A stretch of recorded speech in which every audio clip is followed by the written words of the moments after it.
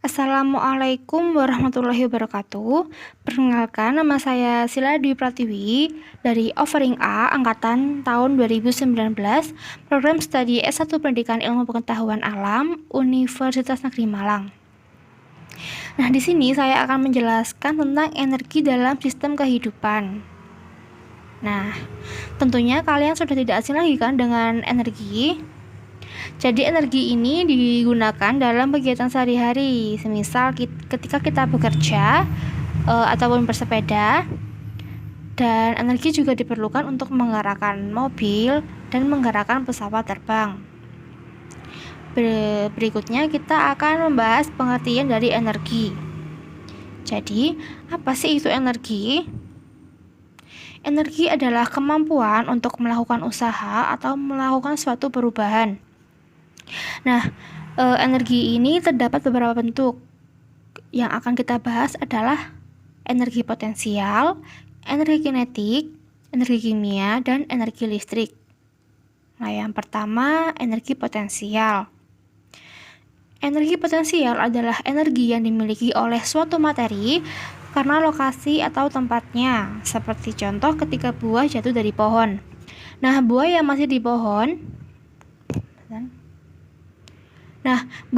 di pohon itu memiliki energi potensial karena memiliki ketinggian. Jadi energi pada buah yang sudah jatuh akan berkurang karena ketinggiannya juga berkurang. Kemudian ada energi kinetik. Energi kinetik adalah bentuk energi ketika suatu materi berpindah atau bergerak. Seperti contoh ketika kita melempar batu. Nah, saat ketika melempar batu ini memiliki kecepatan dan akan berpindah tempat. Nah, karena hal ini disebut dengan energi kinetik. Selanjutnya ada energi kimia. Energi kimia adalah energi yang terkandung dalam suatu zat. Seperti contoh, makanan yang memiliki energi kimia sehingga orang yang akan makan akan juga memiliki energi. Nah, contoh lain adalah ketika pengisian bensin. Nah, bensin ini mengandung energi kimia sehingga dapat menggerakkan mesin. Selanjutnya adalah energi listrik. Energi listrik adalah energi yang dimiliki muatan listrik atau arus listrik. Contohnya seperti lampu bohlam yang terhubung dengan listrik, kipas angin juga terhubung dengan listrik, dan setrika yang terhubung dengan listrik. Berikutnya kita akan membahas sumber energi. Nah, apa sih yang dimaksud dengan sumber energi itu? Jadi sumber energi ini adalah segala sesuatu yang menghasilkan energi. Dan sumber energi ini dibagi menjadi dua, yaitu sumber energi tak terbarukan dan sumber energi terbarukan. Nah, sumber energi tak terbarukan adalah sumber energi yang jumlahnya terbatas dan tak dapat diperbarui. Contohnya sumber energi dari fosil dan mineral alam yang seperti minyak bumi, batu bara, dan minyak mentah.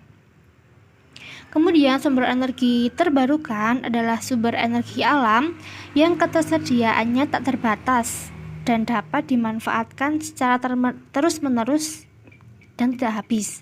Nah, contohnya adalah energi panas matahari, air, angin, dan biogas. Nah, berikutnya kita akan membahas sumber energi tak terbarukan.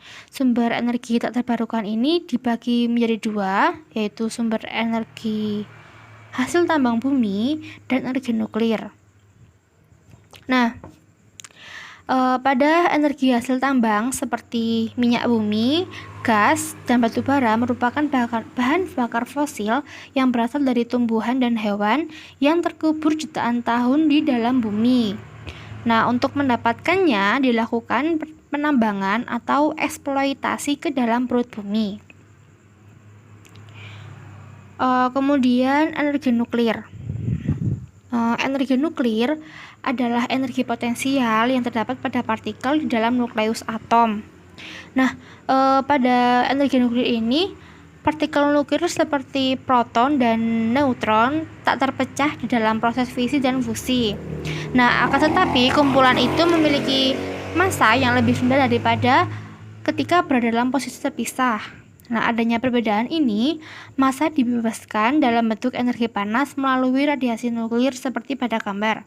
Nah, energi nuklir dihasilkan dari sumber energi yang rendah karbon, murah, dan aman untuk dimanfaatkan. Bahan baku yang digunakan berupa uranium dan plutonium. Nah, selanjutnya ada sumber energi terbarukan. Sumber energi terbarukan ini banyak sekali ya. Contohnya seperti energi matahari. Nah, energi surya atau energi matahari ini adalah energi yang didapat dengan mengubah energi matahari melalui peralatan tertentu menjadi energi bentuk lain. Kemudian ada pembangkit listrik tenaga air atau PLTA. Nah, PLTA ini adalah pembangkit yang mengandalkan energi potensial dan kinetik dari air untuk menghasilkan energi listrik. Nah, energi listrik yang dibangkitkan disebut hidroelektrik. Nah, komponen pembangkit listrik jenis ini adalah generator yang dihubungkan ke turbin lalu digerakkan oleh energi kinetik dari air. Namun, secara luasnya, PLTA ini tidak hanya pada waduk atau air terjun saja, tapi juga tenaga air dalam bentuk ombak.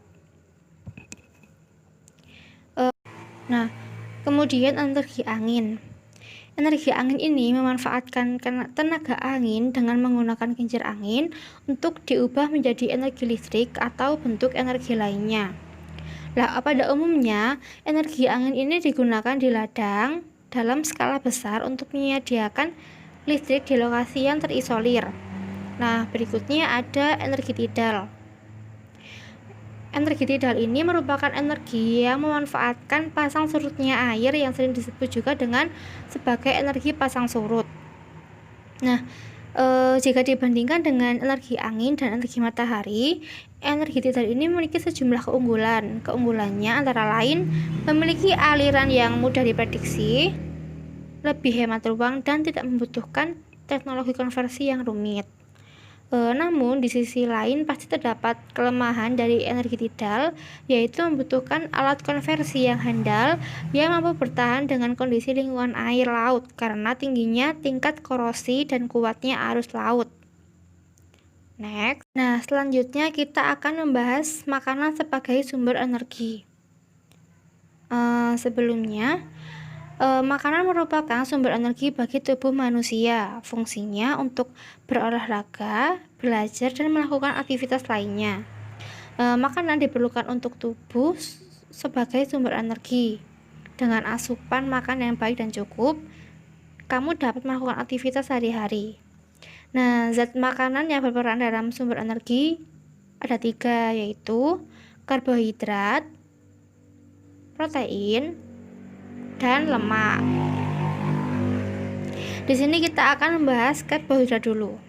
Apa sih itu karbohidrat? Nah, karbohidrat ini merupakan senyawa kimia yang tersusun atas unsur-unsur karbon. Nah, bahan yang mengandung karbohidrat seperti jagung, umbi-umbian, dan beras. Karbohidrat ini berperan sebagai sumber energi atau 1 gram karbo setara dengan 4 kilokalori. Kemudian ada protein.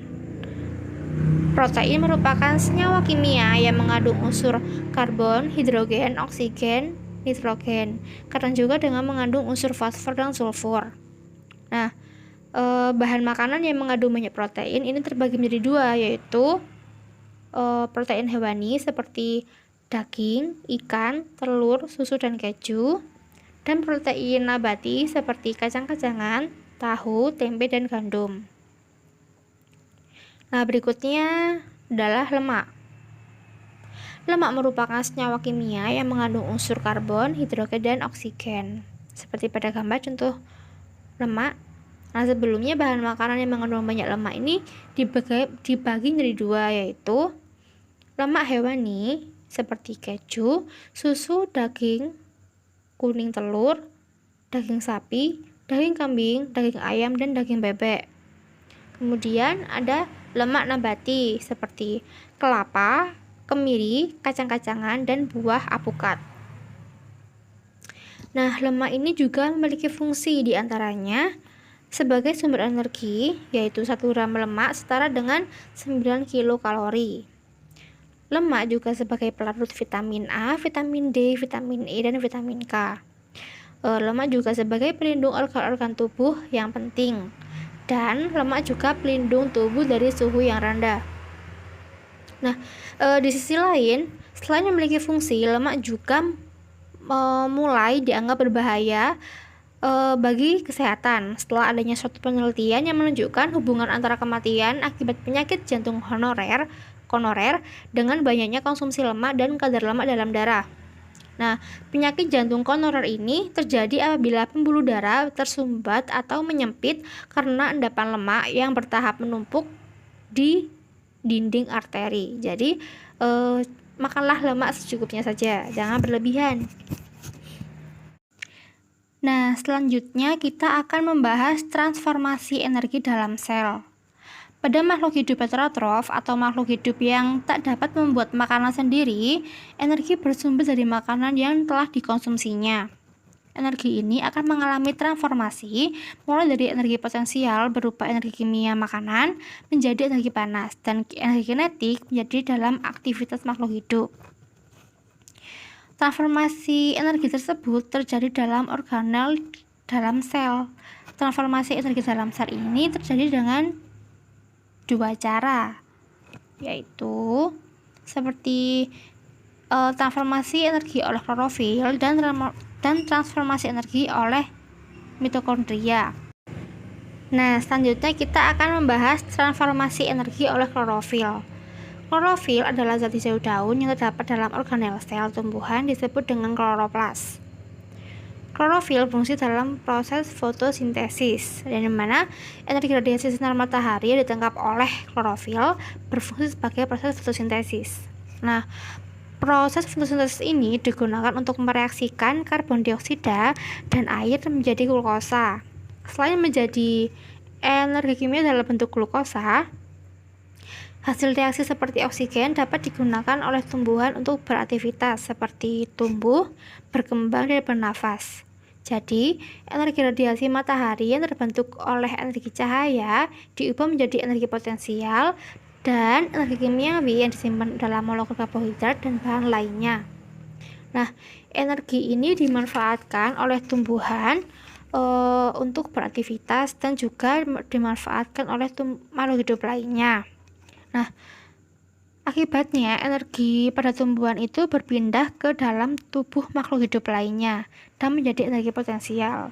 Dalam tubuh makhluk hidup ini, energi akan ditransformasikan kembali.